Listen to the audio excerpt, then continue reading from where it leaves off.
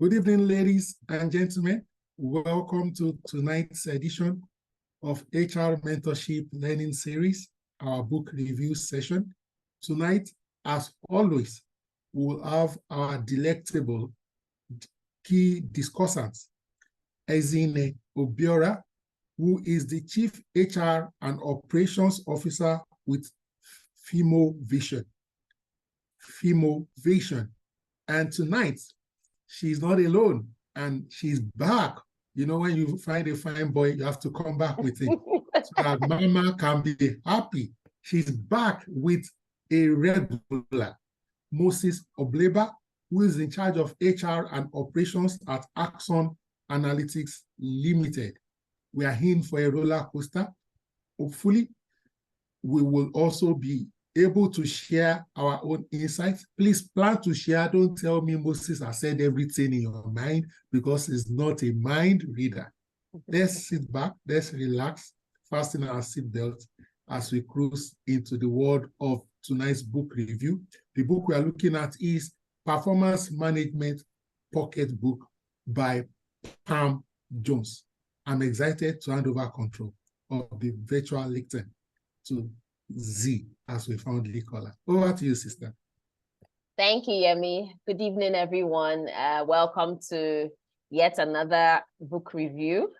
Yes, as Yemi said, when you have a fine boy is also smart, you know, you have to hold on to him. So yes, I'm holding on to Moses. And it's not just that. If you were here in our last month's review, I say, for want of a better word, Moses took us to school. I mean, he took us to church, he took us to school, for, you know, he just broke everything down, or he broke his own part of his review down. And so it was definitely a pleasure when he said, you know, he came to me and, you know, volunteered to review this book with me. So I'm excited to be doing this with Moses. So like Yemi said, we're reviewing the book, the Performance Management Pocket Book. And performance management is such an interesting topic. I know that some, you know, when we talk amongst ourselves as HR professionals, you have people rolling their eyes when you say performance management, because it's like a thorn in people's flesh, like, oh God, you know. And then there's this misconception that performance management is just one activity. But then, you know, even from the book we've seen, and even, you know, from people discussing with people and learning, you know, that it's not just one activity. It's not just the appraisal. It's not the performance review. It's a whole journey. It's a whole mixture of things that, you know, culminates in that, you know, at that point. So like the book said, it's not a destination, it's a journey.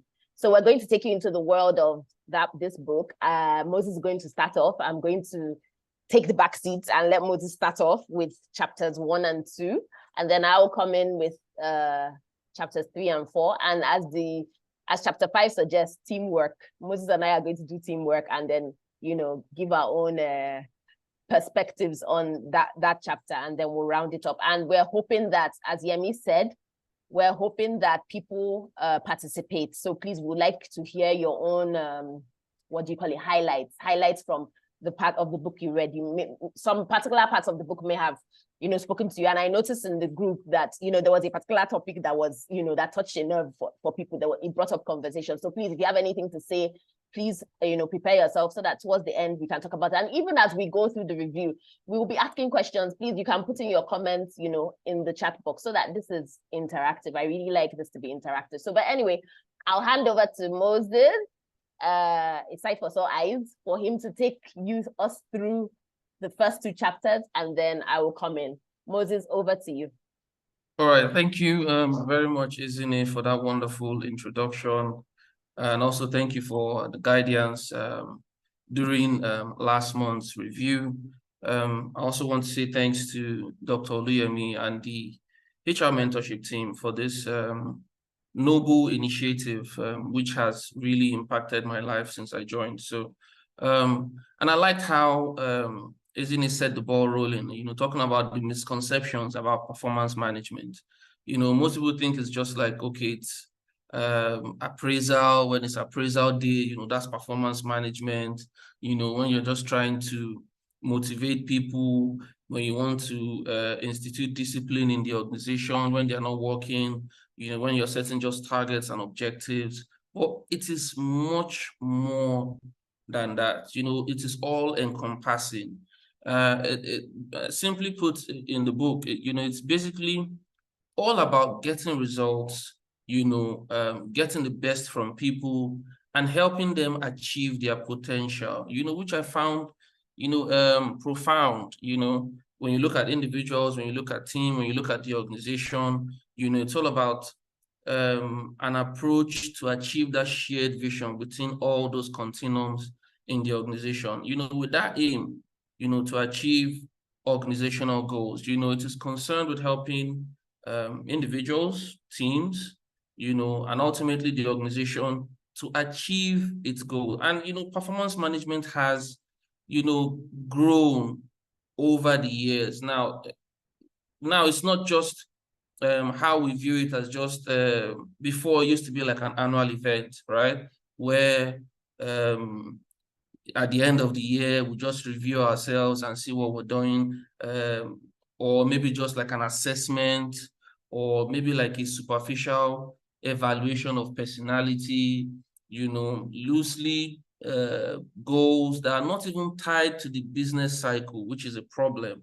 But nowadays it is more grounded and all-encompassing because it's an ongoing, continuous process, where you're constantly, checking in, you're constantly reviewing performance, you're setting control measures to see that you are improving, and then people are contributing to the value chain of the organization. It involves assessment and development. The good thing about development is, when you sit in performance reviews, you can tell when an issue does not necessarily need training. It just needs a tweak of the workflow or the processes or impediments that are not making work seamless. You can tell when, training is needed. So it's good, because it has moved from just only assessment. Now you assess and then there's development. Now there's specific evaluation of behavior. Nowadays you see companies creating competency framework, and it's not just focusing on technical skills, right? You'd see cases where they say, okay, they need the staff to be good in communication. This staff needs to have stakeholder management skills. This staff needs to have emotional intelligence. These goals are tied to the business plan, and then there are specific objectives. A good example is objective and key results, that most companies use to see how they can focus on some key objectives and then get results, and, to look at the justification for performance management. It helps to improve the individual, it helps to improve teams, departments, and the overall organizational performance. Secondly, it also helps to motivate and develop, the potential of people you have in your organization.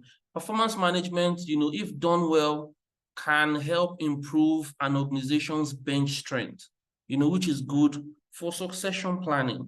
It can also enable you to succeed in your role as a manager, right? Because when you have that self-awareness, when you've done a self-audit and you know where you are, you'll be able to guide your employees, to reach the potential, their best potential, and performance management needs to be at the heart of the organization. It should be like the center board of the organization, and it becomes easy for you to communicate with people, because if it's embedded in the organizational culture, it's easy to then, tell people what is expected of them. It's easy to communicate how reward, how do you set up a compensation for philosophy, how reward will be distributed, how are you going to deliver results, what does success even look like? It becomes easy to communicate that through performance management. What are those critical success factors that, would be in place, and then, like, okay, in doing this objective, we are successful. And performance management needs to be a consistent approach, right? It requires a consistent approach to leadership. The leadership style should be consistent. The way individuals are being treated, You know, is there equity in the organization? You know, the way the teams operate, you know, how do they function with one another? You know, the culture, the purpose, and the strategy of the organization has to be a consistent approach, you know, for the organization to be successful. And, you know, there was a very interesting case study, you know, that they shared in the book, which I'd just love to just run through quickly. You know, it said, first of all, there's a problem statement, you know, consider a sales organization which recognizes that customer service is vital in maintaining competitive advantage. Now, an extensive customer service program is completed, yet customer feedback indicates that there has been little improvement. Now, what was this reason? You know, this was because targets and incentives were based on the volume of sales and not service. So you could see that there was a disconnect, right? And you know, the way the human mind is wired, there's always this, whether, if we're being honest, you know, what's in it for me at the end of the day? If I'm doing this, you know, what do I stand to gain? What do I stand to benefit? You know, and people always focus their effort on areas where of work in which they'll be rewarded. And to tackle this, you know, the reward system had to be altered, right? Instead of focusing on the volume of sales, now it was now, you know, altered to service delivery, right? You know, take, for example, an example that comes to mind is, you know, rating, you know, the quality of service, you know, a reduced turnaround time, you know, a good net promoter score from clients, you know. So when you alter it to be more service oriented, right, you know, you would then get results. And then you need to also, you know, recognize the contribution of the team members in that organization. Now, there was a second case that was shared here, if I have time to just run through. You know, consider the organization which advocates empowerment, passing responsibility down the line, yet fails to achieve this approach. Now, what was this reason? The leadership style at the top of the organization remains autocratic. So now, the organization is advocating for empowerment, right? But they're still practicing an autocratic system of management where risk-taking are not tolerated, mistakes are not tolerated, employees are not given the skills necessary to adjust successfully to this new approach. And for us to make this work, you know, empowerment, you know, requires trust from the top, right? There should be coaching, there should be training, there should be incentive and rewards for people who take delegated assignments, for people who volunteer to take on high-level stretch tasks. So to be able to achieve this, there has to be trust from top management, there has to be management buy-in, and there has to be maybe something sort of like a democratic, you know, system of management, you know, that would ensure success, you know. And, you know, just to wrap up this chapter, right, you know, so they said, performance management is like an orchestra in tune, right? You know, an organization that's consistent in its approach to performance management is like a first-class orchestra, you know, where you have a conductor, and then there's a clear symphony of what they are playing, and then there's a bridge, and then they reach a crescendo together. You know, if you listen to, or if you're privileged to see in some movies, because I know it's expensive to see a first-class orchestra, you see like the conductor starts at a certain pace, you know, sound is coming from different places. Then at the end of the day, you know, there's like that, for lack of a better word, climax of the song, right? That's how performance management should flow, like a system, right? Like a process. Then in looking at you know, the chapter 2 that talks about leadership for performance, you know, it starts with the importance of leadership. And for me personally, I totally agree with what Pam Jones shared. He said leadership is critical to the achievement of high performance, no matter the business or area of responsibility, even if it's just in our community service, even if it's just in our informal life. You know, leadership is important. You know, it is essential to have somebody that helps to inspire other people, you know, that helps to raise the level of performance, you know, that helps to galvanize people to get to a level where they can perform at their highest potential. You know, so even if it's not just in a formal organization, performance management is really, really important, you know, especially from the leadership angle. And, you know, there are different definitions of leadership, but, you know, one that really struck me is, you know, bringing people with you, engendering commitment, and then enthusiasm. You know, I really love this definition. And, you know, James McGregor Burns, you know, he crystallized two approach of leadership, uh, two different models, you know, that he put side by side. You know, first of all, talk about the transactional leadership. When you, from the name transactional, you know, it's just give and take. It's short term, it's immediate, right? So under here, you know, they just want to clarify goals and objectives to obtain immediate result now, right? They want to create structures and process for control. They want to solve immediate problems. They want to plan, organize, and control. They want to guard and defend the culture, right? They are change averse. They do not want change. They do not want transformation. They want to stick with the status quo. However, that might be problematic in this VUCA world that we are in, where everything is rapid, is dynamic, and things are happening at a fast pace. However, on the other side of the continuum, there's transformational leadership, right? Where leaders here focus on establishing a long-term vision. They create a climate of trust. They empower their people. They manage the problem-solving process. You know, it could be through brainstorming, it can be through design thinking and all of that. You know, they want to change the status quo. They want to coach and develop people. They want to challenge and change the culture. And then power in this place comes from influencing, you know, a network of relationship. However, you know, putting these two continuums side by side, I don't think there's one best way. But if you look at the current circumstance that you are in, you'll be able to adapt from each of these approaches. Okay. So moving forward, there's an acronym that was shared that really stuck with me while I was doing my review, and it talks about for leading for performance. There's the LEADS acronym, you know, which I'll take one by one. First one is to listen, which is the first letter here in LEADS. You see, to listen, to understand the thoughts, the concerns, and the aspirations of people. Second is to empower, you know, and this is done by giving others responsibility that is backed by trust, right? Where you train people on how to go about certain processes, on how to, you know, make some kind of decisions, and then you delegate, and then you trust them, right?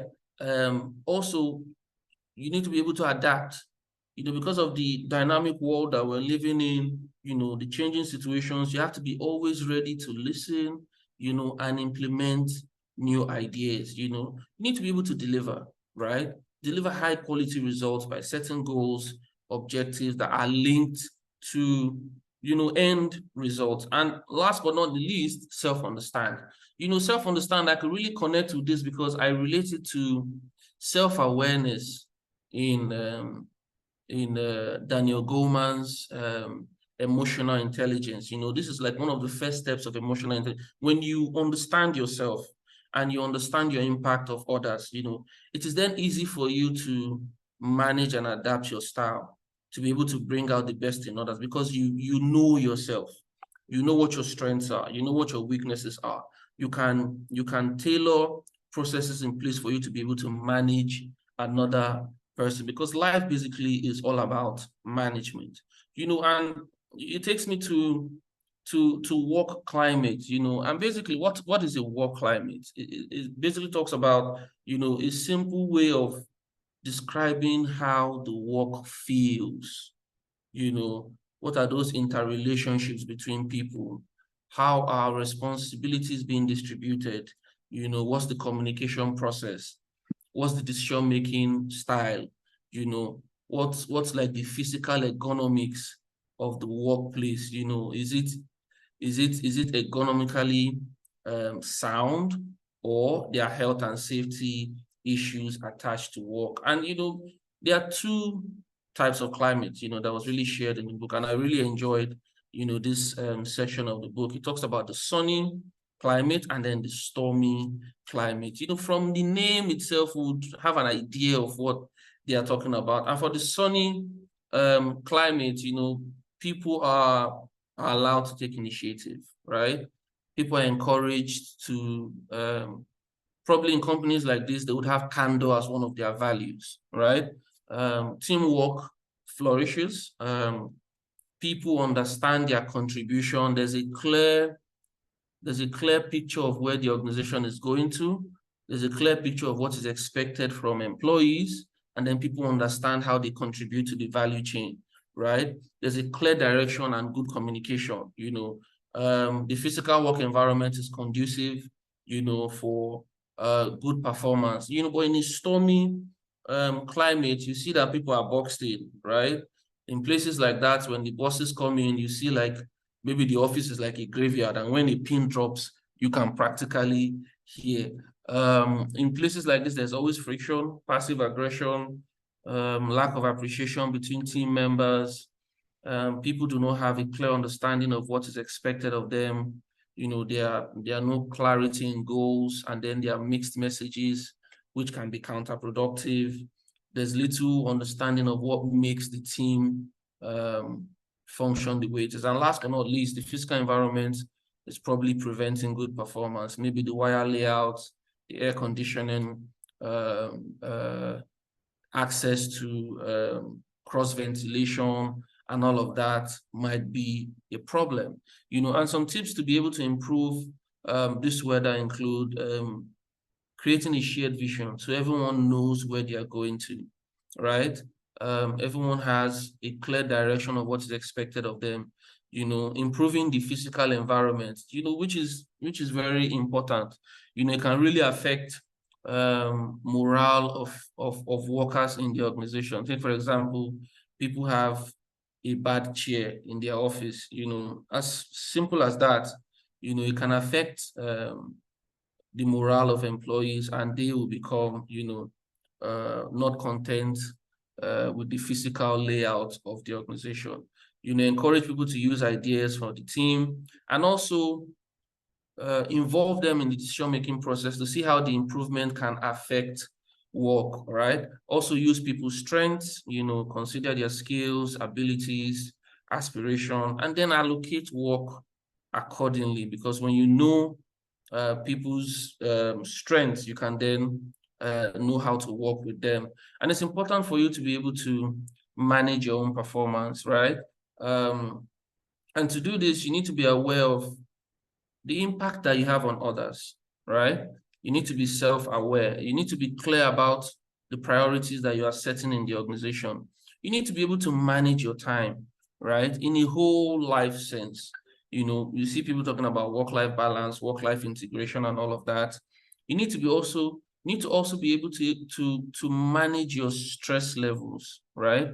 You know, I'm sure over the course of the year,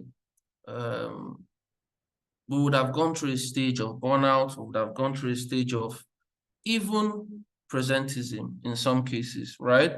Because of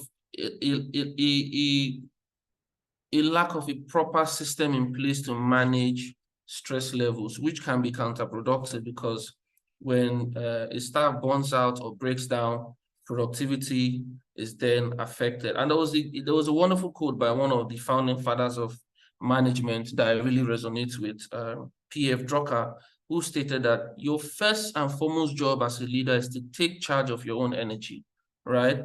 And then help orchestrate the energy of those around you, right? So we'll look at it one after the other quickly before I round up. To understand your impact on others, you need to gain feedback from friends. You need to speak to people, speak to your colleagues. A tool that can also help would be a good 360 feedback questionnaire, where you're able to get inputs and feedback from, you know, your subordinates, your superiors, and also your peers. Analyze your strengths and weaknesses, and then you also benchmark it to other organizations to see how well you're doing. You need to find a mentor, who can help you understand yourself. And what a mentor will do for you will collapse the years of experience to see how you can move fast and also give you a clear direction. Ask yourself, what impression you and your office would give to a complete stranger. Do like a role play in your head. When someone walks into this office today, what's the first impression that comes to their mind? Is it a positive one? Are they going to see a sunny climate, or they are going to see a stormy climate? And secondly, we'll look at setting priorities, and to be able to achieve this, a mind map example was used, and I quite like this example because mind mapping basically involves visually representing an idea on a piece of paper or on a whiteboard or on a document, right? And where the center or the theme is at the middle, and then you have connecting parts, just like a system theory that all work together, to achieve a goal. So I'll share like a typical example using Pete, who was an IT manager, right? So Pete works in an IT firm in a medium-sized organization which processes insurance claims. Now, he always feels overworked, and he feels he's reacting to problems rather than preventing them. Now, he embarked on a mind map, right, where he documented everything that he's doing, and he puts himself in the middle, all the tasks that that are under his purview. And when he analyzed the mind map, he saw his strengths, he saw his weaknesses, he saw what he was great at, he saw where he needed improvement, which calls for training and development. He saw some tasks that he was doing that he now said to himself, you know what, if he coaches someone and delegates this, he would have to he would have the chance to focus on more strategic activities for the organization. He then realized that he needed to delegate more. He needed to coach his subordinates to take on more responsibilities, and this would give him more time to focus on more proactive instead of doing reactive things in the organization. He also realized that he needed to manage upwards, right? We've heard that term, manage up, where you're being able to manage your superiors ahead of you and then influence IT strategy resources available to him, and after doing this, it will help us to be able to spend our time more effectively, delegate to others, have time to manage our careers, embark on training and development activities that will improve us in the organization. And it's important for us to be able to manage stress, right? There are times where we're going to feel distressed. There are times where you feel a rush of energy, and then that's where you can give your peak performance. There's time for you to recharge, and then there's time for burnout, right? When you are experiencing burnout and your energy levels are not matching the challenge at hand, you would be exhausted, right? So it's good for us to look at these 4 continuums, what is the time where I feel like I'm performing at my best? What is my Zen hour? What do I do? And then, I find myself in a state of burnout, how do I find myself in distress? What do I need to do to be able to recharge myself and perform effectively? I strongly believe that when we understand and we ask ourselves critical questions about these different levels of stress, we'll be able to form a strategy that would ensure, work-life integration and productivity. So I'd like to call it my time for now. Then I'll focus on chapter 5. So I'll hand over to Izine to continue chapters 3 and chapters 4. Thank you, Moses. That was awesome. I mean, thank you for breaking it down. There were a couple of things you said that, stood out to me. I'll give you an example. You talked, by the way, chapter 2 was one of my favorite chapters. Like, why didn't I do this one? But no problem. You know, the part about things, your physical, the ergonomics of the environment affecting your attitude to work and all that. This is a true life story. It actually happened to me, and you mentioned something specifically, the chair. I remember I used to work somewhere, and my chair was bad, and so I started having a backache, and of course that affected me. I wasn't well, the wellness zone, I was down. And so I concentrated more on having my chair fixed, and that of course took my attention away from work. The moment my chair was sorted, it changed things. So it's amazing how the little things can affect you. So even the way the office is, sometimes some people's offices are so dreary. Of course, it's going to affect the way the person's output is. So these are things that, as HR leaders, we need to pay attention to. Also, there was a part you talked about, assessment. I don't know how many of us do this. I know when we ask questions, please let it would be good to see comments or feedback. I used to do this. When you said that, and even when I read the book, I'm like, I dropped off. I need to restart this thing. I used to have a regular habit of, maybe quarterly or so, asking people that I know, to do, to review me. And I'm not just talking about restricted to the workplace, not just the workplace, even friends, people that know me. What do you think about, give me feedback on me. What are my areas of improvement? And please be brutally honest with me. And I found that, I was getting some really good feedback, because sometimes you have a blind spot. You don't know the things, how you are. You need to ask people outside. And that comes to the part about, oh, fantastic. Uwa says she does it everywhere. Fantastic. I want to restart. It brings me to the point you talked about self-awareness. So important as a leader. If you're not self-aware, how then can you manage other people? You don't know who you are. How can you manage other people? So these are the things that even feed into that self-awareness. By the time you have other people seeing your blind spots, you begin to learn more about yourself. Then you're able to effectively manage people better. Okay, thank you, Moses. So that takes me to the third chapter. And I noticed that this was a chapter that brought up a lot of conversation. Delegation. But before we get to delegation, anyway, this chapter talks about performance management skills. So yes, you're going through the performance management process, but do you have the skills to go through that process? So what are the skills that you need? First of all, delegation. And like I said, it brought up a lot of conversation in the group, where people talked about their struggles with delegation. And the truth is, a lot of people struggle with it. And it really got me pondering today when I was thinking about it.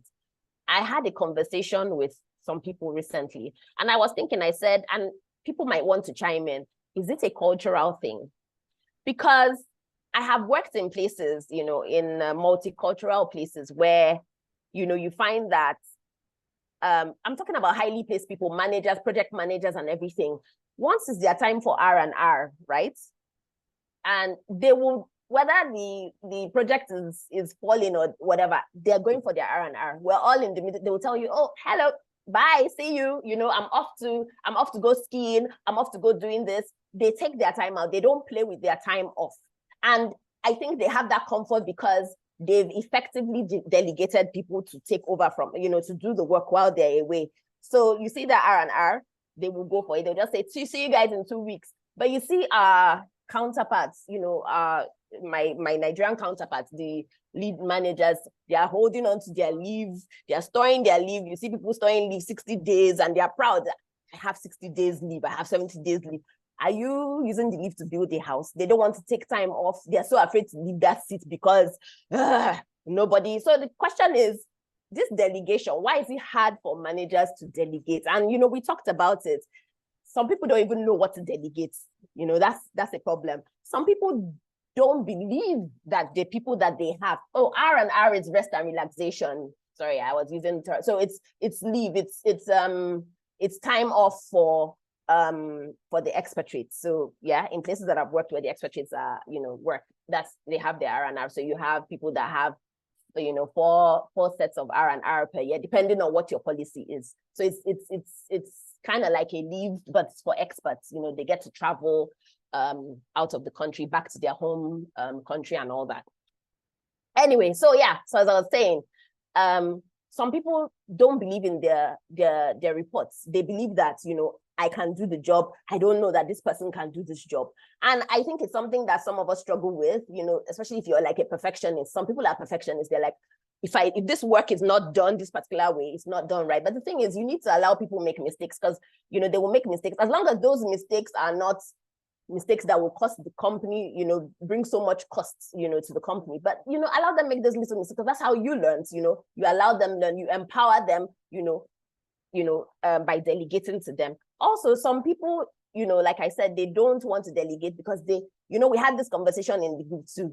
They're afraid, it begs the question whether they're even confident of the competence they have. Because if you're confident in your competence, why are you afraid to leave that seat? So you think that once you leave, that person that is there is going to, you know, outshine you, and then you probably won't be seen of any value. So what the book said is that it's typically more effective to have a delegation process, and that's a 5-step process where you ask you ask yourself a couple of pertinent questions. The first is you analyze the task. Now the question is, you're looking at the task. Is it a task that you can delegate? You know, because sometimes people are just saying, okay, all in the name of delegation. You just want to drop and dump work on people. No, the question is that task. Ask yourself the question: is it a task that needs to be delegated? Can you link this delegation to training and development? What is it going to achieve for the person that you're delegating it to? Yeah. Even analyze the person. So is that person that you want to delegate this thing to, do you think the person has the capacity to be delegated to? You know, don't just call someone out of the, you know, the blues and say, oh, they said we should delegate to, so delegate. You now give somebody that cannot carry it, because the book also said, as much as you're trying to stretch people, do not break them. So don't give them the one that is beyond their capacity, because you're doing them more harm than good. You're not developing them. You're practically destroying them. And of course, while you analyze these things, you have to also agree on a monitoring system. Yeah. But then be careful that there's a balance. So you don't want to be seen as micromanaging. Yeah. You're not breathing down their neck, you know. No, you empower them. You trust that they can do the job, but you're coming into review. I both agree on review times, set the tone for the delegation, and then you monitor progress. Like I said, you both agree on the review times, you know, but trust that that person can actually do the job. Yeah, you know, and if the person needs help or if the person needs support, be there. But yeah, that's the way to, you know, go through the delegation process. Then another skill that you require is coaching. So as a leader, you know, you're there to coach. It typically happens at work, that they say. But in coaching, you need to understand that it's the other person, the person on the receiving end, that needs to be empowered, that needs to take charge of this. So in this case, you're not issuing instructions to that person. It's a journey, it's a conversation, it's a two-man thing, it's a partnership. You know, the other person is what you call it, is owning the process. Yeah. So to coach people effectively, you need to ask important questions. You need to map out a process. You know, it shouldn't be something that has no structure. You have to have a process that you're reviewing and you're tracking. And of course, there needs to be feedback in place. So as a coach, you also need to understand your coaching style. This goes back to what Moses said. You need to be self-aware, because if you're not self-aware, how do you then understand the type of coaching style you have? And then to even see that you're properly suited to someone, because you may be a great coach, but then you might not be properly suited to someone because of your coaching style. So you have to understand your coaching style to be properly suited to the person that you're assigned to coach. Now, under coaching, you need, as a coach, as a great coach and an effective coach, you need to have listening, questioning, and feedback skills. Now, questioning is so important because, like I said, the person is owning, the person on the other end is the one owning this thing. So you're not telling the person what to do. You're questioning the person and you're bringing what is inside, what is latent, to become active. So that, and the only way to get that out is by questioning. But first of all, you need to listen. You need to have great listening skills. I know Moses talks about this. You cannot overemphasize the importance of listening. When you're having your coaching sessions, it should be in a place where it's devoid of distractions. You're giving your 100% attention to the person, because it's not just what the person is saying, it's the person's body language. Someone may be saying something and then their body language is saying something. So you're listening to everything, the words, the body cues, and you should also give the process time, because sometimes somebody may not be able to open up. You may have a first session and the person may not say anything, but you give it time, you allow it to bud, until the person becomes comfortable, creates that environment that the person is comfortable enough to vocalize, how they feel, and to show you, because like I said, it's not just words, it's also emotions. Then questioning is so important, because when you question, you allow that person take control or take charge of the process, because the person is saying things, I've seen coaching sessions where someone is answering questions, the person is now answering their own questions. Like, the person is getting clarity, because it's like, as I'm answering the questions you're giving to me, I'm like, oh. And so you're seeing that, you actually know this thing, but you just needed to have those questions asked you to bring those things out, right? And the book talked about, gave a model, the GROW model, right? Under coaching, that it talked about, so the G, where you talk about your goals, right? The goals, what are the goals of the learner? What do they want to achieve from this coaching? You have to have a destination. You cannot just go into coaching and just go open-ended. There has to be something. What are you hoping to achieve? So that you can measure yourself at the beginning and at the end to see the level of progress. Reality, where are you right now? Where are you in terms of development, in terms of, where are you, so that we can effectively measure if there's progress or if this was a waste of time, Then options, what are the options available? What are the possibilities? What is the most appropriate option in terms of, development for that person? Then what is your level of commitment as a learner, right? And what are the consequences of this coaching? What's going to come out of it? So those are that's the model to follow in your questioning, when you're questioning and taking that person through the coaching. Another important part of coaching is feedback. You have to give feedback. It's a circle, so you have to close that circle. You can't leave it open-ended, right? So, and then there was another acronym that Pam Jones gave for for the feedback boost, where he talked about balance. So it's not just saying, oh, you're fantastic, you're great. You have to give a balance. So as much as you're giving the positive feedback, you're also giving the constructive criticism. You have to tell the person, show the person room for improvement, the areas that the person needs to improve, because no one is perfect. There's always areas of improvement. Then there's the observed. What have you seen them do? What have you observed them do? And so the book says, don't focus on personality, focus on behavior. And then ownership. You must own this feedback, right? Both of you must, both the coach and the learner must own the feedback, so that it is actionable. It's not just to take the feedback and you have to action the things that have been identified from the feedback. Thank you, Chidi. Objective feedback is breakfast of champions. And then specific, please make this feedback specific. Don't run around in circles. Make it specific and factual. You're not doing it based out of emotions, but, have it attached to facts. And then the last but not the least, time. Pick the appropriate time to give feedback. You don't just boom, throw the feedback, create that environment for the feedback to be given to the person. So that's, in line with feedback.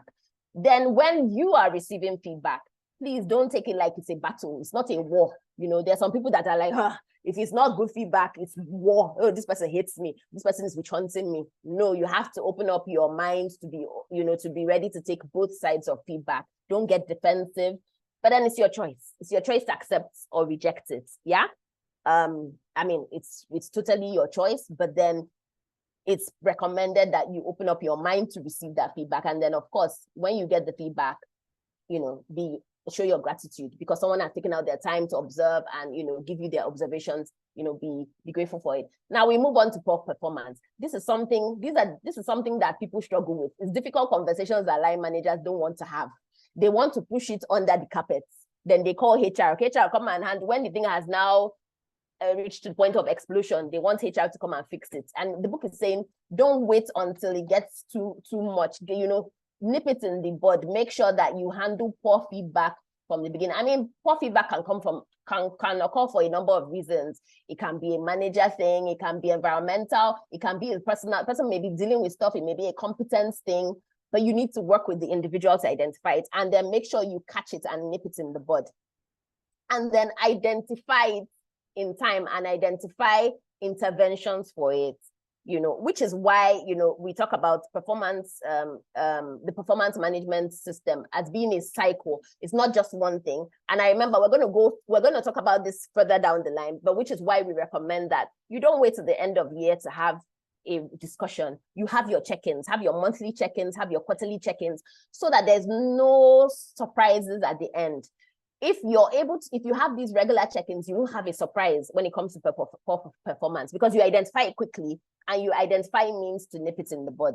But then the person that's taking that feedback should also be receptive. I give an example. I have worked somewhere where, I got into the company and I noticed that, for 2 years, somebody had been on, a low rating on poor performance. And according to our policy, once you have that rating for 3 years, and nothing, interventions have been, brought in or whatever, and nothing changes, you might be ushered out of the company because, nothing is working.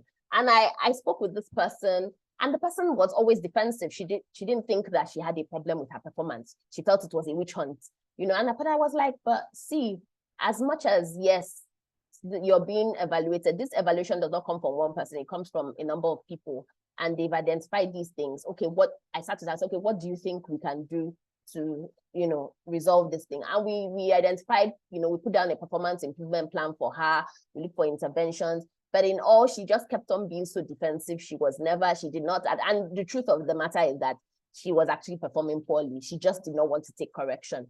So, at the point that it became so bad, in fact, she got into her 3rd year with the same rating. She was going to be ushered out. In fact, she was ushered out. That's the honest truth. So as much as, you give that feedback, you that is on the other side, be open to receive it, because if you don't receive it, you're doing yourself a whole world of no good. Now, as a leader or as a HR leader, just make sure you don't avoid the problem. Don't say, this person, I don't want to have this conversation. This is a hard conversation. Don't avoid the hard conversations. Have those hard conversations, so that you just never know that you might nip that poor performance in the bud, and then, you can turn it around for something, to become better performance. So don't avoid it. Now, another skill, performance management skill, is motivating. You need to motivate your people. And of course, a first step to motivate your people is understanding your people. And according to research, it said 46%, research in America, 46% of workers quit because they felt unappreciated.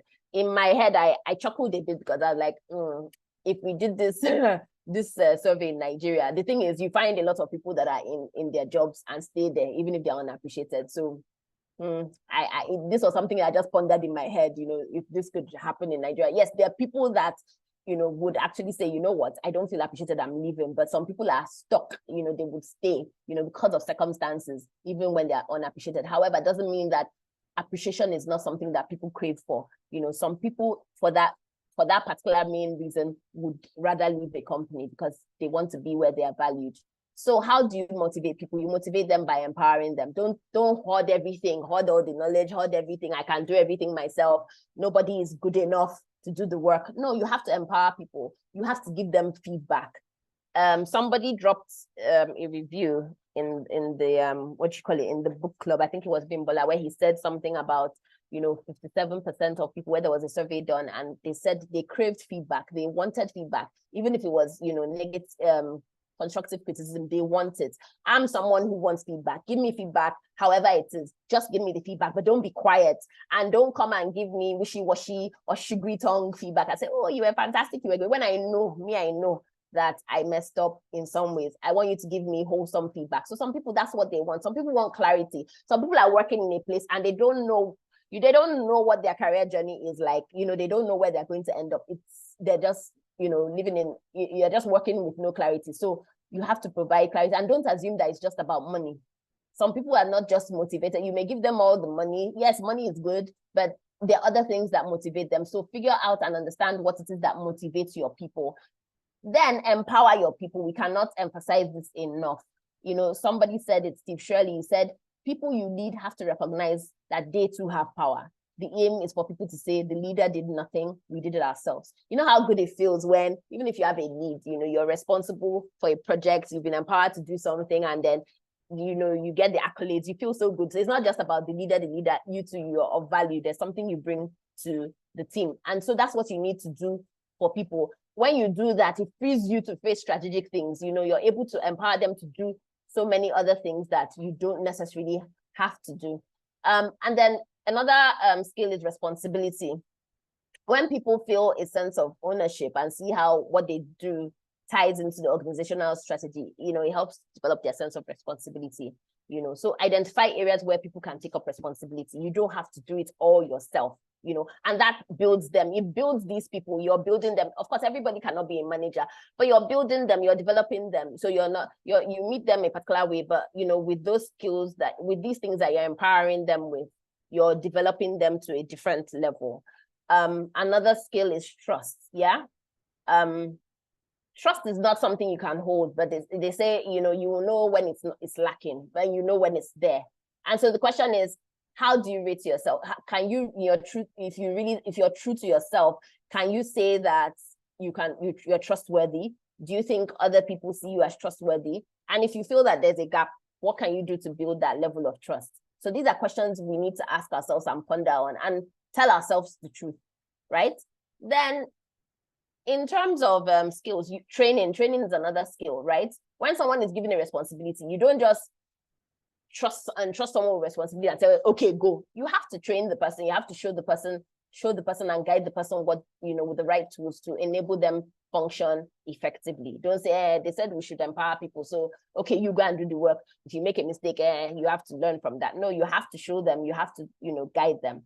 And matching enablement. So there's some examples that were given in the book. Matching enablement to empowerment, which gives certain combinations. There's entrenched bunkers. So these people, they have absolutely no authority. And if they're not motivated, they go back to doing their mundane tasks. Yeah, they're people. So if you think about it, you think about those kind of people that are in your organization, then they are the loose cannons. These ones, they have power, but they have no capacity, they have no competence. And so because they're not competent, they can cause a lot of havoc if they're not restrained, because they have the power. Someone comes to my mind, but I will not say. Then there's caged egos. Yeah, these people, they can perform, they're the performers, they're competent, but they don't have the authority. However, they are stifled by organizational practices, and you find that they are very underutilized in the organization because of this stifling. They can't do anything because they are not empowered to do so. However, they do have the competence to do that. And then you have what people aspire to, which is being fully empowered. These ones have the ability, they have the competence, and then they have the authority to perform to their ability. So that's what you want to have your people aspire to. You want to have your people get to.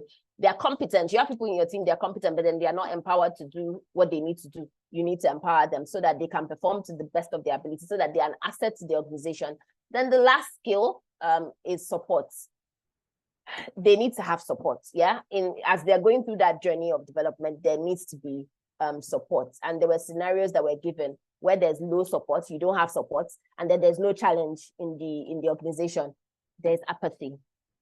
Then when there's no support but there's high challenge, so there's so much to do, so many challenges, so much work to do, so much to be done, but there's little or no support, then you see people begin to experience burnouts. Then the scenario that is the most ideal is where there's high support. There's you have support, you can lean on your lead, you can lean on your manager, when there's a need to. And then there's challenges keep on coming. Of course, that leads to high performance, and that's something that we're aspiring to have high performing teams. So that's that for for chapter 3. We now move on to the performance management process itself. Now, this is the one that some of us are all too familiar with, the performance review. When you hear it, you're like, I talk to HR professionals and they say, Z, it's that time of the year. Oh my God, performance review is so strenuous. I have to do this. It's burdensome. Oh my God, But then it can move from being burdensome if it's done right. There's a process. If you have a right process, it will bring great value. And of course, it starts from the foundation. You have to build the foundation right. If you don't build the foundation right, you're not going to get your performance review process right. So it is something that you have built from the beginning of the year. So it starts from, setting your KPIs, OKRs. You make sure that you have all that clear, those things are clear. You've done your monthly check-ins or your quarterly check-ins and all that, everybody is moving, aligning, everybody's on the right step, then you get to that point. So of course, the review period is in stages. You prepare for it. You don't walk into a performance review just like that.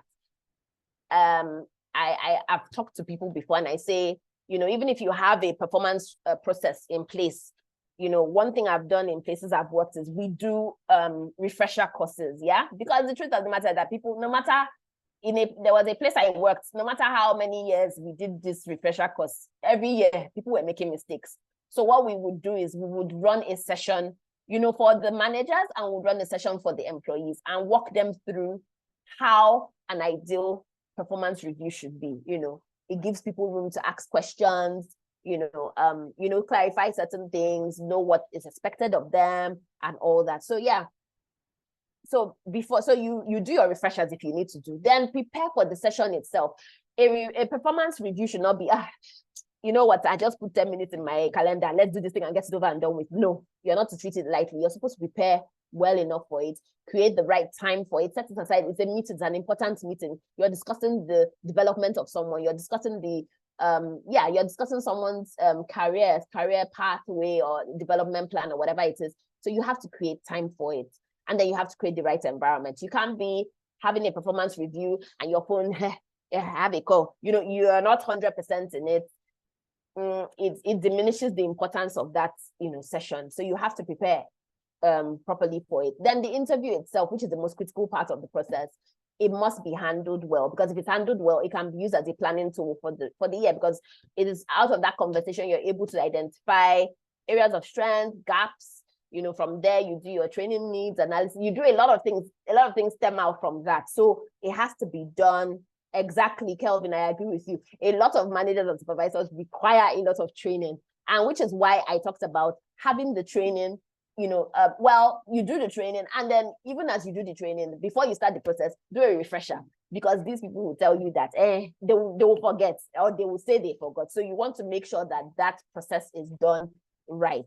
Yeah, and make sure that it's a two-way process. So it's not a process where the employee sits down and listens to what the manager has to say. No, it has to be a two-way conversation. I'm telling you how I think you fared, you know, and all that we have. So it's a discussion. You are saying things, you know, it's a two-way thing. You cannot have only one person in that conversation, or else it's not effective. Now, you, as the leader, you have to ask the person a lot of questions so that the person can do a lot of self-analysis, think about, okay, how they fared, what they've done, and all that, and then give constructive feedback. Don't attack the personality, or don't address the personalities, the behavior or the issues. So don't go and start talking about, oh, what the person did, or how the person behaved. It's about, you know, address the issues. Yeah. And yes, I agree, it's the line heads. And that's why we need to focus on the line heads, get them trained, get them upskilled to do this right. I have worked where it was a problem, but we turned it around by making sure to upskill and upskill and upskill them until we've got it right. Yeah, so, and then it doesn't stop there. You have to make sure that it's ongoing. So you don't just come out of the review sometimes, pack up your file and say, oh, it was nice, see you again next year, same time. No, insist as HR, it's either, preferably you do your monthly check-ins. I love monthly check-ins. You know, you do the monthly check-ins, you set it up for them. You won't, yes, I know that these line managers can be stubborn and everything. Set this thing up for them on their calendars to make sure that they check in. Agreed. Yeah, you keep on training and training until they do the right thing. I've been there, trust me, and we got them to do the right thing. Trust me, I've been there, Chidi.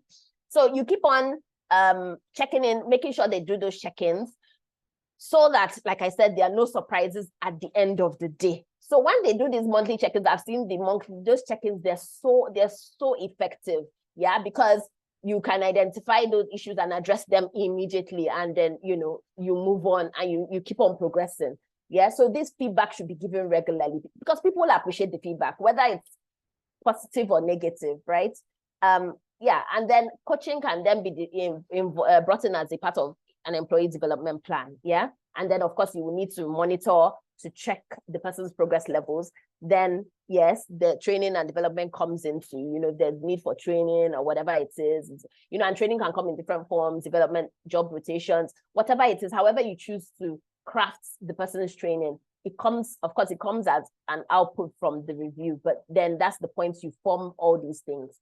And then you now use it to upskill these people and prepare them for higher responsibilities.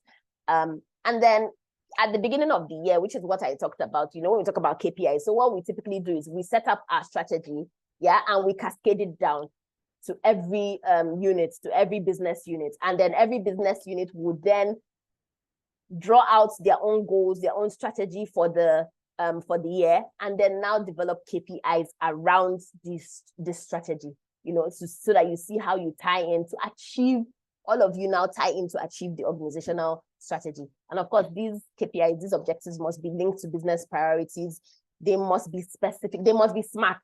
So they must be, you must have smart KPIs. I've seen people, they'll come with like 20, 25 KPIs, and I'm like, how do you intend to achieve all this? Make your KPIs thin them out, but make them quality KPIs that address the major things. You don't have to have, it's not, you're not going to be seen as an effective worker because you have 37 KPIs. No, it doesn't work like that. Yeah. And then, of course, these things have to be regularly updated because sometimes things might change in the course of the year. Make sure that you're aligned still. You're still aligned with the business objectives, and make sure that your KPIs are compatible in all directions. Then the book talked about hard and soft objectives. The hard objectives are things that you can see, the profits, turnover, all those things that you can easily measure. Then the soft objectives talk to behavior, desirable behaviors. Yeah. Those ones cannot be measured, but they can be described. Now, people need to understand, and it's something that we cannot overemphasize. Development is your responsibility. Don't wait on, I said this to people a lot, don't wait on the organization. You are waiting for organization to send you. You take charge of your response, your development, which is why even in your appraisal, your review session, you should be active. You should talk. Not when you come out, you now start complaining. Have those conversations. Steer your development the way you would like for it to go. Of course, your manager may have a better, may have some other insights to how they think you should go, but you take charge of your development, and which is why you have to also be active in your performance management, in the performance management cycle, right? Yeah. Now, in organizations, the book asks, for context, would it be better to have individual or team measures? Yeah, some people measure themselves on individual basis. Some people measure on team basis. So think about what context best fits your organization, and then go with that. And then the book gave an example of the balanced business scorecard, which some of us know about, the framework, where it breaks down the organization's vision into understandable objectives at every level in the organization. And then there was a point where I think that person that Moses gave an example of, Peter, was that his name? Peter, the IT guy, where he also went ahead to create a scorecard. In fact, there's an exercise in the book. If you haven't created your scorecard, if something you want to do, go ahead and use that template to create your scorecard where, okay, so it was Pete, the IT manager. You map out the vision, you use the balance scorecard to create objectives and measures which feed into the team goal, the vision, and the overall business objectives. So when you identify what the vision of the organization is, then you now identify what your goals are, and they're tied to different perspectives. Yeah, they're tied to the financial perspective, the customer perspective, the organizational, and the process perspective. So you can map out your own scorecard yourself, for your organization to see, to see how to make it clear, to make your goals, to make things clear how you intend to go about that performance management process or the cycle itself. So that's, in essence, captures chapters 3 and 4. We will go to chapter 5. Moses, I need you to come back out. And chapter 5 talks about creating high performing teams. And yeah, so Moses, what are the things that stood out to you in this particular chapter? Well, it was really an interesting section because, I don't think there's anyone that really works in silo anymore. Whether you're seeing the person every day or you're communicating with the person via the web, we are in one team or the other, right? And it's important for everyone to understand they're important to the value chain, what their contribution is to success. And we can just think about the number of times that we've been in different projects, initiatives, or teams. What was your role, in that team? How effective were you guys? What was the characteristics of the most effective team? And if we look at it critically, you see that the most effective one would probably be the ones where every team member had a deep sense of purpose, to that mission, to that, to the individuals within that team. You'd also notice that the goals were more ambitious than the usual goals that you were partaking in other teams, and there's this proper interdependence, and people are mutually accountable, and interdependent on one another. And also diversity, right? You see that a lot of people have complementary skills, and when we all come together, we create great work. I like to work in teams, and it's vitally important because if developed very well, you can be guaranteed of quality and high productivity, because when a team is properly set up and they monitor processes, they can be mutually accountable, and then achieve great results. Good teams can also improve service, right? If they are unified and consistent in their approach to expert delivery, right? They would always be looking for ways to improve processes. They'll always be looking for ways to change workflows to ensure that not just them, are satisfied, but also the organization and its clientele are also satisfied. Good teams can, decrease operating costs. They can work lean, they can improve workflow, they can, imbibe in different processes to reduce waste. It can encourage motivation and creativity. It can simplify, job structures. And I can also remember, when I find myself in teams, especially when I'm working with creative people, they are always looking for ways to simplify, work process. How can we just do this thing in a seamless way? If this is working in 4 clicks, how can we use 1 click to just handle this whole problem? How can we eliminate the bottlenecks? How can we move, at a fast pace? And teams can fail, right? And it's often a result of, some of the issues that was shared in the group, which is a major one is lack of support. If there's no management buy-in or there's no organizational support for teams, slowly morale will fade, right? So it's important that when people band together, there's that supervisory support from, the management team. Teams can also fail when there is no clear purpose, right? So people are just coming together. I'll not even call them teams, I'll call them groups of people, right? So when they come together and they don't have a purpose, they don't know what they are doing, there's no proper structure, no system, they don't even have a group think idea, right? So now when different people are coming from diverse backgrounds, right, coming together to work, there should be a group think at the end of the day. What do we hope to achieve with this association, right? Also, when there are hidden agendas, when people are working together, but some people are trying to sabotage what is going on by pushing a separate agenda, when there are conflicting views, which is normal. I think conflict cannot be totally eliminated, right? But if managed properly, it can be an advantage. And if managed poorly, it can be a huge disservice to each and everybody on that team. And then, I know this is something that we also experience in our offices. You'd have dominant versus quiet members in the office. There are some people who do not like to speak out in public, right? And then there's this quote I heard somewhere, the dominant people tend to feel like they are the ones driving the culture in the organization, right? Because they're the ones that easily speak up. They're the ones that impose themselves. And it now looks like, okay, this is this is the way of life in this organization. And, there were 4 stages of team development that was shared by Tuckman, in 1965. This is something I've come across, in different literatures.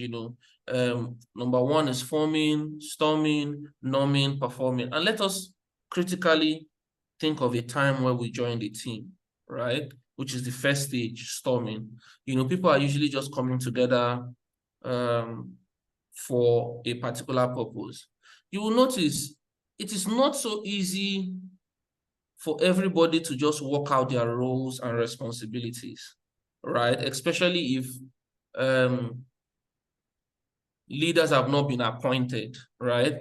Everybody will be coming from different backgrounds, with different stories, different kind of skills, and working out their roles and responsibilities. It's going to be a humongous task. Then at the third stage, right, people are now starting to find their right? They are now getting an identity. Yeah. People are now more comfortable within the group. They are now saying, okay, you know what, let us try and set rules. Let's find ways to work.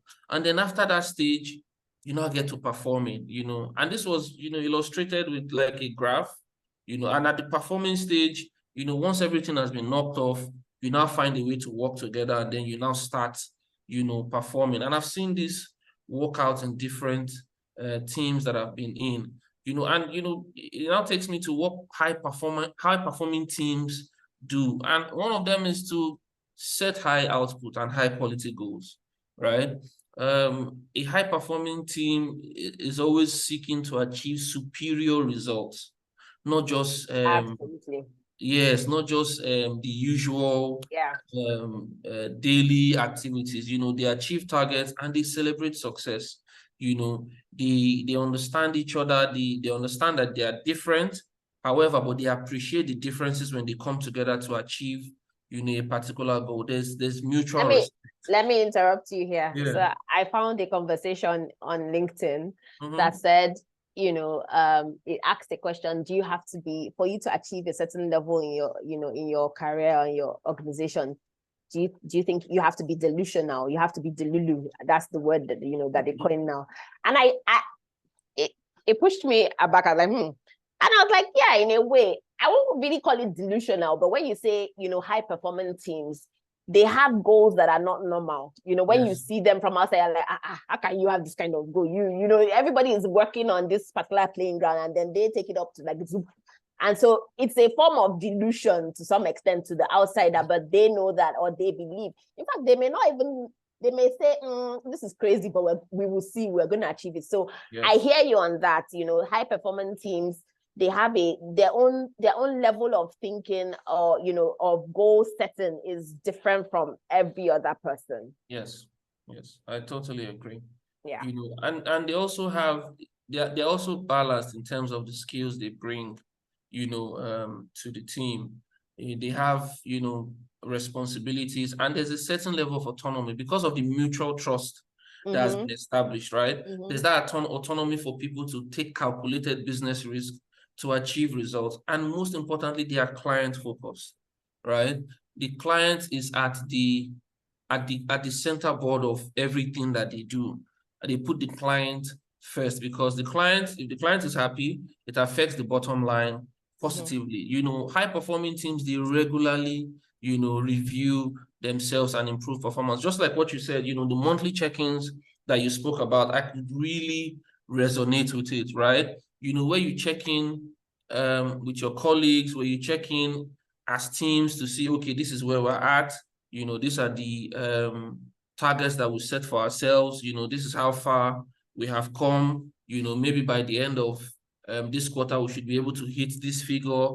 They regularly, review themselves, tweak processes, and to see how they can, improve performance, because performance is like a Kaizen approach for them, which is like a Japanese word for continuous improvement, right? They enjoy working together and are motivated to achieve. And that's the truth. If you work in a space where there's a particular department or team that are always churning out great results, they enjoy working together, and they are self-motivated in a way.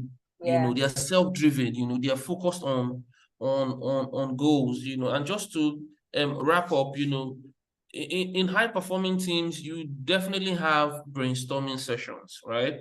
Where they come together, they catch up, they share progress, they share success, they share opportunities, they share drawbacks, they see how they can improve themselves. And to be able to do this, is good to whoever is running the session should be able to introduce a discussion topic with like a background information. A mind map can also work in this case where, you know, there's a theme and then there are other connecting ideas that can develop, you know, that central point, you know. And also this session, everyone has a chance to voice his or her opinion, you know. And it's also good to check for signs, you know. Like I said in the first review that we did, we are a high context culture, right? And it's good to be aware of the body language that people are exhibiting when running team sessions. You know, you can ask somebody, do you agree with this? They say, yes, yes, yes, they agree with it. But you could see in their eyes that their eyes are saying, you know, something else, you know. So we should be able to use buzzwords to, you know, to generate ideas, to, you know, have a queuing system where everyone has a chance to say, you know, something. And if someone is bringing up an idea, you know, some people like to hear the sound of their voice and come out smart. They can just dismantle a good idea that someone has brought up, and they are not going to bring the solution, you know, that's better than that idea. You know, that's not really good. That can be demotivating. If anyone is bringing up an idea, you should be able to, you know, bring out something that would improve or show a better light to what has been shared, so it will not demotivate people from speaking up. You know, after that, it's good to summarize thoughts, share actionables, check if they are unfinished business, review the process of the group. You know, what did we do well? What did we not do well? You know, how are people feeling right now? What could we improve, you know, in our next meeting? And I really appreciate all the things that were shared here. And, you know, and these are things that I would love to infuse in my work, you know. But as a result of globalization, right, and people working in teams, you know, it calls for cultural intelligence, right, where you'd be interacting with people from different cultures in some cases. And we're really like a global village now in its real sense, you know, realistically. And we'll be communicating with global teams. For example, now you might have a project where you might be interacting with someone from a different country or a different culture, you know, just to execute that project. And it's also very important for us to be aware of the nationalities and background for us to be able to communicate, you know, effectively. You know, we need to also create time to understand and appreciate the cultural differences, you know, between people. Take, for example, if you work in a space where a high power distance culture, where the CEO moves into an elevator, 80% of the people working in that company would not want to go into that elevator with the managing director. And that's the truth, right? Because of that high power distance, right?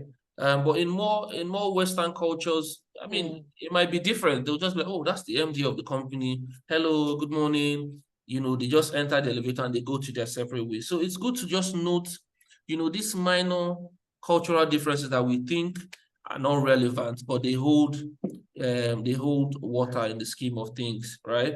You know, we should also ensure that, you know, there's a common language that everybody understands, right? So if you're communicating, is someone transcribing? You know, do the people understand what you're saying clearly? Is there a good written documentation for people to work with? And then also, more importantly, acknowledge or confirm their understanding, right? That ensures effective communication. And when you're collecting ideas, it's also good to think them through, you know, and also write them down. It's also good to encourage input from everyone. But, you know, in some cultures, people might not necessarily speak up, or they do not think it is appropriate to criticize their boss, you know. And as a team leader, it's important for us to be able to do our homework, understand cultures, customs, and for us to be able to adapt and synergize with cross-cultural teams. And it's also the same with virtual teams. You know, the pandemic taught us a very big lesson. For a lot of us that were not so tech savvy, we had to learn and adapt the hard way at the speed of light, you know, and to be able to exploit best of IT communications, video conferencing, you know, file sharing tools, website, voicemail, and all of that. You know, check for understanding before reacting, and if in doubt, speak to the person. And also in working with virtual teams, it's important to create a culture of information sharing, but not overloading. Information overload. Yes, information overload can be counterproductive. I know how I suffered with information overload in my current work almost 4 years ago. I had so much information. I just felt like maybe I'll go home and I'll not come back to this place again. You know, so but moving forward, when I was onboarding people, I'll tell them, you know what, I'm going to take a week to onboard you. Nobody is going to tell you about any technical issues. When I'm done with you, then I hand you over, you know, to your line manager to continue, and then I'll be checking in, because so you're not overwhelmed with too much information. And it's the same here, you know, share information, you know, but do not overload people. Be aware of time differences. You might be communicating with someone who is 4 hours ahead of you, or you're 3 hours ahead of the person. You know, keep dates aside for conference call, you know, share ideas, take notes. And also, if it's possible to meet for some team building activities to develop that level of trust and accountability, you know, that regular face-to-face meeting, it will help to keep the team alive, you know. So I'll just have to call it a time, and I'll wait for your feedback. Thank you, Moses. You pretty much took it all. But I will say something. So for high performance teams, they can't function if you don't, I mean, if the lead, you can't have a high performance team with a low performing leader. Yeah.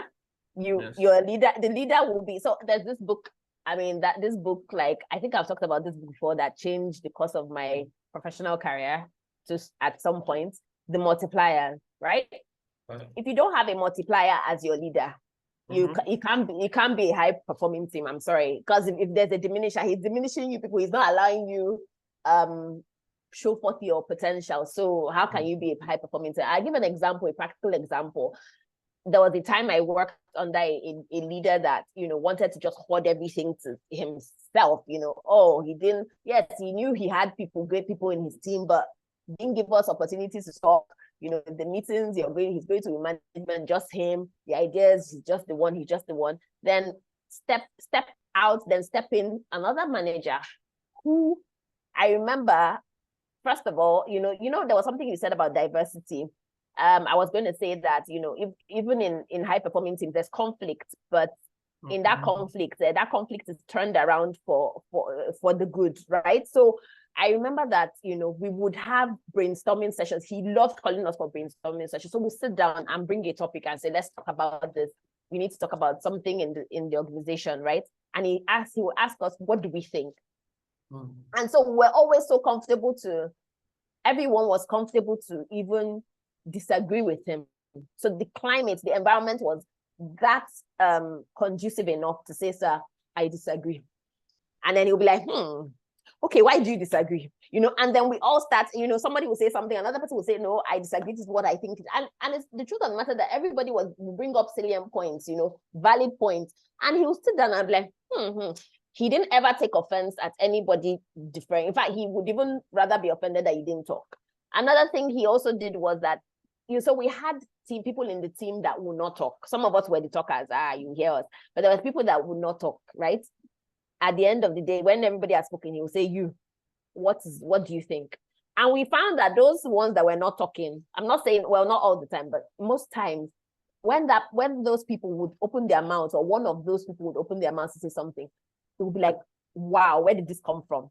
So everybody knew that when they were coming to that or those kind of meetings, everybody would be given the room to talk. Even if you said something that was stupid, or seemingly you thought it was stupid, then nobody's laughing. We're all taking notes because we're learning from it. And again, he was also able to recognize the strengths of everybody in his team.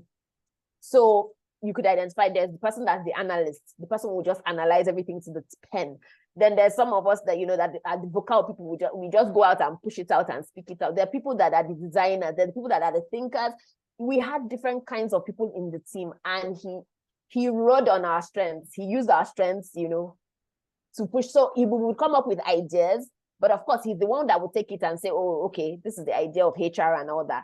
But the shift on how HR was functioning under that other manager who was a diminisher and him, we found that we became high performers because we had someone who was a multiplier. Yeah. He was just, what's the word? He was harnessing everybody's potential. He was harnessing everybody's strength. And then so he didn't really care. He didn't really care how we functioned. We had some of us that were not, some people would not, you would not see them at their desk. They will be moving about. Their own work is just to be moving around the company, talking to people. You will barely see them at their desk. And to another person, they might seem like this person's unserious and all that. But we would tell them, leave that person. I know that's how this person is. This is the person's strength. This is the strength. Is the output I want from this person. I'll give you an example. Then me, I'm there. I'm in the team. I have my quirks. I sit down. I listen to my music. I fold my legs on the chair. He wasn't really concerned about that. All he was concerned about was the strength of his team. So he allowed us function in our quirks and our personalities, but then he harnessed our strength. And trust me, there was a remarkable shift from how we were under this other leader than, how we were with this leader. So, that's the thing about having a high performance team. You can't have a high performing team with a diminisher. It's not possible. Even if the people inside are supposed high performers, the people will be stifled. They won't be able to function adequately. And so, like you said, high performing teams, they challenge each other. It's like they're challenging each other to bring out better versions of themselves. You said they look to simplify work. They want to make work easier for people. So you see them there.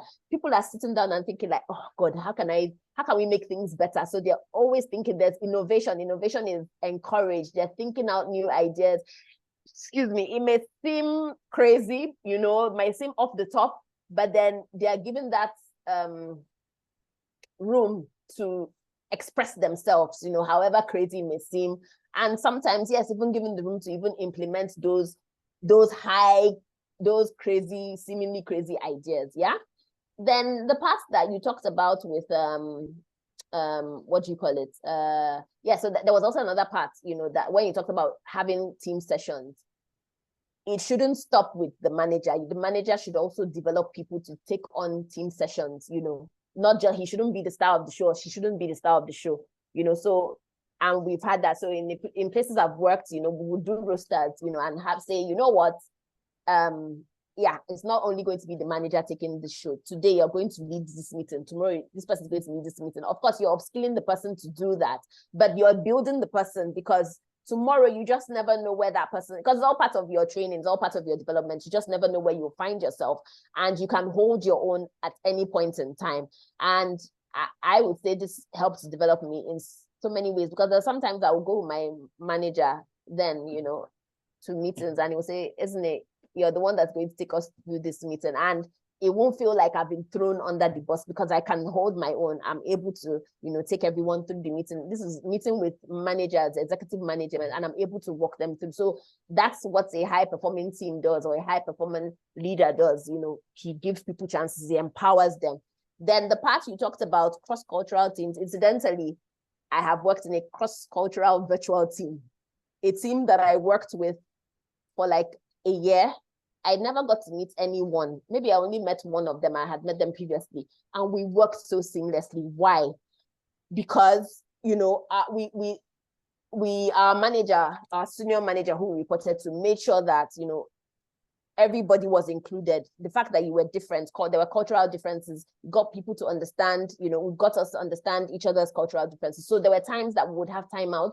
Apart from our normal meetings, would have social, even virtually, would have social times, like we'll have like water cooler moments, would have like happy hour, lunch, I can't remember what we call it again, lunch. So we would have lunch. While we're having lunch, we're all gisting and talking, and people are asking each other questions. They're asking me questions. Also, what's it like in Nigeria? What are you doing? How do you handle this? So people are getting to learn more about you. So when you have such teams, you have to create those avenues for people to learn and understand each other's cultural differences. Like you said, Moses, the cultural nuances, because those little things, you might be saying hi to somebody and the person may take it as an offense, somebody may say it, so you have to understand, especially when you're working with different people from different nationalities. And you talked about general form of communication. I've been in places where sometimes someone out of excitement wants to speak in their own, language, and I say, hey, as much as you're excited or you've said something, please interpret it so that everybody can understand and not feel left out. You want people to feel included. You don't want people to feel like, and that's what makes for an effective cross-cultural team. And then, of course, encourage everybody to contribute. You did say that in some cultures, they are withheld from expressing themselves, so I've had instances like that, where they feel like, oh, I can't talk against my my leader, but maybe you as HR can be that bridge, because I've had those situations where, okay, I have worked for the Middle East, and people there, or some people, not all, but some of them are like, so you see that they are hesitant to say something. So behind, after the meeting, I go to meet them and say, hey, you probably wanted to say something. What are your thoughts, or what are your views? And they'll say, oh, this is how I actually feel. And they'll come to me and say, this is the safe space to talk. And I'm like, of course. And they come and they speak their minds. So even you as a manager, you can create that environment for them to speak their minds, so they don't feel like their voices quietened or shushed. And then this thing you talked about, information. I'm not going to talk about information overload. You talked about it, but then in a virtual team, communication is so important. You don't want someone on one side of the world to feel like I don't know what's going on. I'm left in the dark. So you have to communicate, use all forms of communication. Your intranet, whatever it is, communicate. There's a difference between communicating well and then information overload. That's the paper. That communication, you have to make sure that you're on point with that communication, so that people know what's going on. They're on with what's going on in the organization. Yeah. And then also make sure that there are no misunderstandings. And these misunderstandings can also come from, when you're talking over virtually, there are things, maybe you send an email, that thing that you're trying to communicate is not what exactly you're trying to communicate. Sometimes you can follow up with a phone call so that they hear your voice and say, okay, this is what I was trying to say. You can have sometimes what I would do, I would have a face-to-face. So let's jump in on a Zoom call. Let's jump in on a Google Meet. Let me see your face so that I can see, you can see the whatever. Maybe when they even see your face, even if the person was poised for war, the person now comes down when you flash a smile and they're like, okay, that way you resolve your misunderstandings. But yeah, that's really it. I mean, and like you said, take into consideration time zone. Some people don't think about this thing. You just get up because you are here 3 o'clock in the afternoon. You feel you can just call anybody. No, you have to be polite. You have to be considerate of other people. And then just bringing it all together, this book really just speaks to giving us the tools to drive high performance within the organization, right? It gives you the tools. However, you have to use the tools rightly and in the right way and at the right time. Yeah, you may have all these tools, but if you don't use them the right way, you will still fail. So I think it's a fantastic book that we can even, we can always make reference to, go back to refer as we're going through that performance management process. And remember, like I said at the beginning, performance management, high performance is not a destination, it's a journey. We keep on going through it. We tweak as we go along, as we go along each day. So let's remember that, and let's not also be hard on ourselves. As you go each step, you learn, you make your mistakes, maybe you fall back 2 steps backwards, you move again, you take your correction, you move forward. As I hope that we can all implement the things that we have learned, from this book. And like I said, the book should just form as a reference tool to us, even as we go in our own high performance journeys. So yes, I did say that we would have time for people to make comments. I know that I've been seeing comments from people, but please, can we have like maybe 2 or 3 people talk about, just highlight, just briefly, what their highlights from this book were. We don't want to just hear our own voices. Moses and I are not interested in just hearing our own voices. We want to hear some other people's voices. So please, if we can have the floor, if some people can take the floor and just tell us what particularly stood out to them. And then I'd like to say that, before we go ahead, I really liked the diversity or the, when we talked about brainstorming, being creative, I like how creative our book review for this month was. We had the voice notes. You can even do, I don't know, admin, whether we can do videos, but I liked the diversity, Wa gave her voice notes. That was really nice. So you don't have to restrict yourself to just, typing it out. If your strength is in the voice notes, yes, go ahead. But, please let's... yes, you can, please. Let's participate in our next book review. Okay. I think Irene is raising her hand. Irene, yes. Okay, good evening, Ezine. Good evening, Moses. Good evening, It was Irene. nice listening to you guys. Like I did confess on the book group that I really didn't finish reading the book. But you guys just made it seem like I read the book from cover to page. What stood out for me was the mind mapping and the coaching aspect of being high performer. Because like Ezine said, it is truly a journey. So the ability to be able to mind map and strategically position yourself to see what you have to achieve and how to achieve it, and to also be able to measure how you're faring are very critical points to note. I like the coaching aspect where, okay, you now know that you have to not just review people for the purpose of reviewing, you're reviewing people to make them better. You're reviewing people to see the aspect where they need to improve and probably coach them to grow and improve in that aspect. So those were the two things that really stood out for me. I'm always a big fan of anything coaching and mind mapping. Anyways, maybe that's why they stood out for me. Well done, guys. Thank you. Thank you, Irene. Yes, I see that. Irene. I see that you're a fan of those kind of things. Thank you. And yes, so anything psychology, I am at home. Thank you. Don't mind me. I like that part that you talked about, performance management. Not, some people just see it as a tool of, okay, it's for promotion. Yes, it's time to check what you have done wrong and what you have not done right. You've done so something wrong, so we're going to demote you. No, that's not what it is. So yes, yes, you're correct. You're correct. Thank you, Irene. Thank you. Thank you very much, Irene. Yeah. So do we have any other contributions? I really liked Irene's contribution. Anybody else? Anything that particularly stood out to you? I know people were talking about delegation. They were talking about their bosses that will refuse to go on leave, that don't want to delegate. Or are there any questions?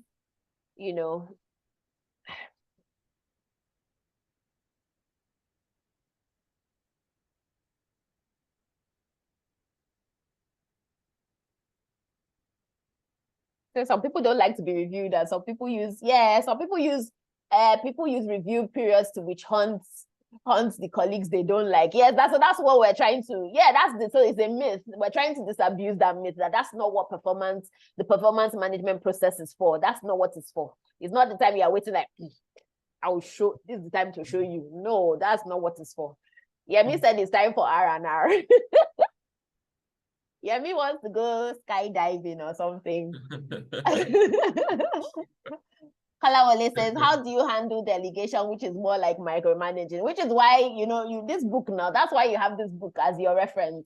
You are there to school or upskill the line managers, right? And take them through that process. So you see that 5-step process that, you help them. I remember that I talked about there being a balance. As much as you set a process, right? And you have a monitoring process in place.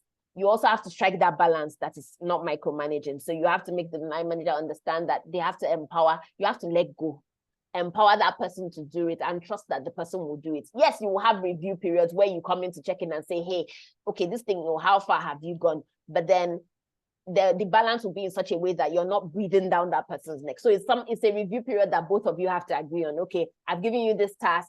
I'm delegating it to you. And it's a task maybe for like a week. And so maybe I'll check in once a week in the middle of the week to see how you're faring, and that's it. And then when you're done, just come and present your findings to me. So it's up to you as the HR professional to help the line manager establish those parameters so that it doesn't, there's a balance so that it is reviewing, but you're not micromanaging.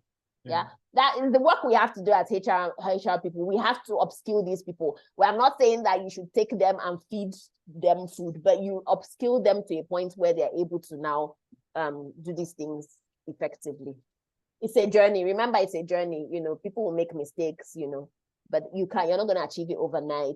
But as you keep on, you know, implementing, and Irene has answered to say delegation is actually empowering people to be creative. So give people time to deliver their review, how they perform on the task. That's it. Okay, any more? Yemi wants to go on R&R.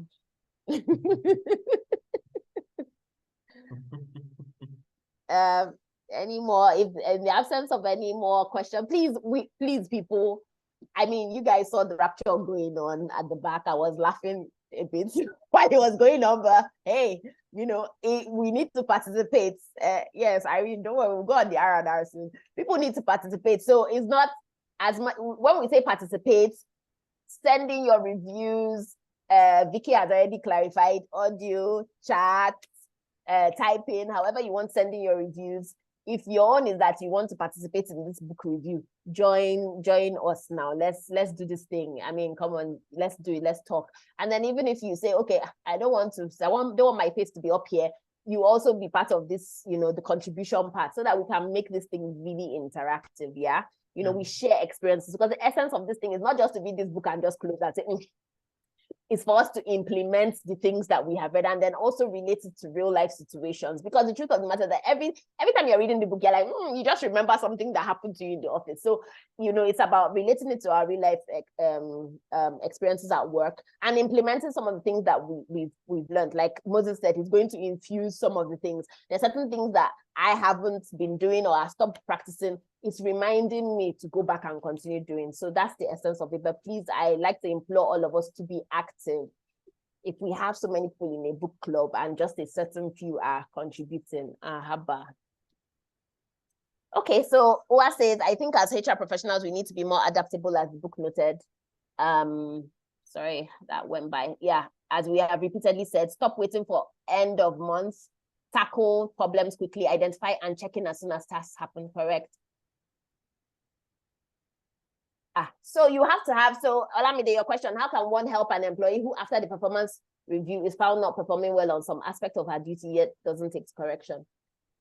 I mean, I gave you the example of the person that I said, you know, I worked with, wasn't taking correction. I mean, we did, you know, it's where they say having done all. Yeah, we did all. So we were creative about our interventions. So we, first of all, you know, did the performance improvement plan, training. We did external trainings. We did on-the-job training. We did different things. We just, you know, in fact, I practically at some point even held her hand to just, you know, just to make sure, have her understand, even have her contribute. Okay, what do you propose? You know, you take charge. What do you propose to develop or improve yourself?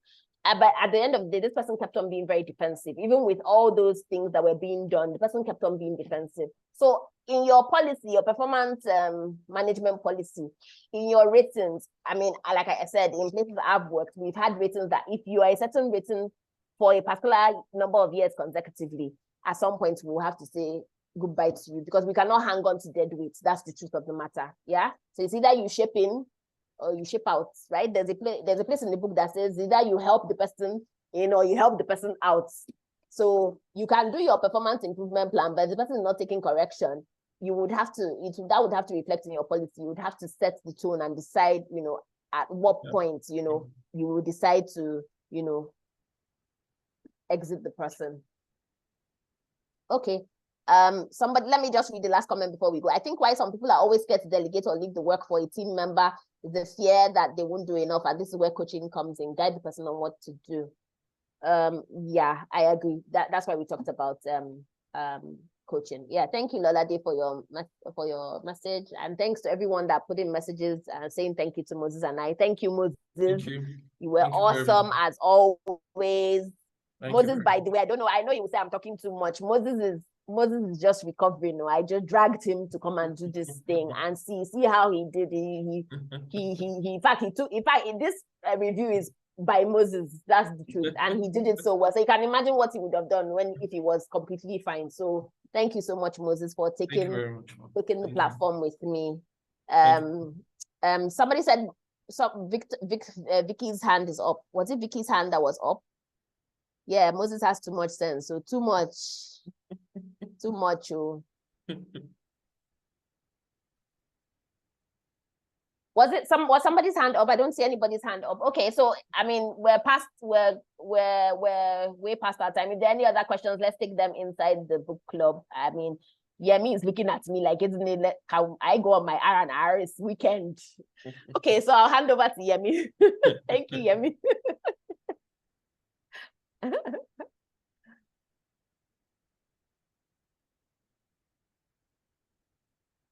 I think Moses can answer this question.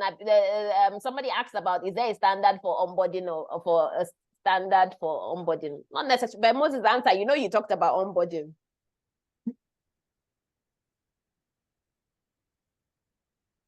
You're muted. You're muted. So there's a 30, 60, 90 days approach that I just saw, AIHR Academy. So that's something I've tried to infuse in my work process now. So the first week, I leave it to just me and the employee, no much information from other sources. I just do like a culture training, make sure the person just understands, some things that are maybe not spelled out in the organization, so they adapt fast. Then the next week, which will still fall under a month, right? The person is going to be with the line manager, but I'm still checking in with the person, how are you coping on, what issues are going on, are you having challenges? Is there any help you need from me? And then after the 1 month, we then have like another 60 days plan, right? Where we check in, we set time to productivity, and then there's 90 days.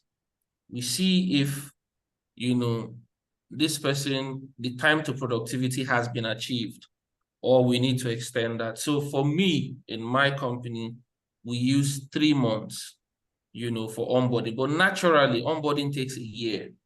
I think that's the standard from SHRM, if I'm not wrong, because you still have to be checking in with the person to see how well they adapt to the organization. So 90 days and then 1 year. Thank you, Moses. I guess this answers your question. Yeah. All right. I think we can call it. Let's hand over to Yemi. Thank you to everyone that sent in their comments. Yeah. So, ladies and gentlemen, tonight has been eventful, very productive, fruitful as always. In the next few hours, it will be uploaded on the channel. For those of us that like to watch it again and again, and for those of us who like to come here to watch at our own time, it's all good. I like to celebrate and appreciate Moses. Thank you so much, my brother. Thank you, sir. Stay strong. So proud of you. I also like to thank my sister, Ezine. Thank you. How you get the energy and the drive to be this consistent, I don't know. But man, I wish I would make more money as consistent as we do this book review. I'll be a big boy by now. Yeah, me show me the way. Oh. As an upcoming artist, Oh my God. we have to blow. Ladies and gentlemen, you have seen the reality on the group tonight. More to come. Sit up, or we'll say bye-bye. We just showed you performance management practically. Part of the outcome of performance management could be promotion, salary review, or exit. Or discipline. All the people who were exited all the best. Probation was like 2 or 3 months ago. All right, people. Thank you so much. Thank you.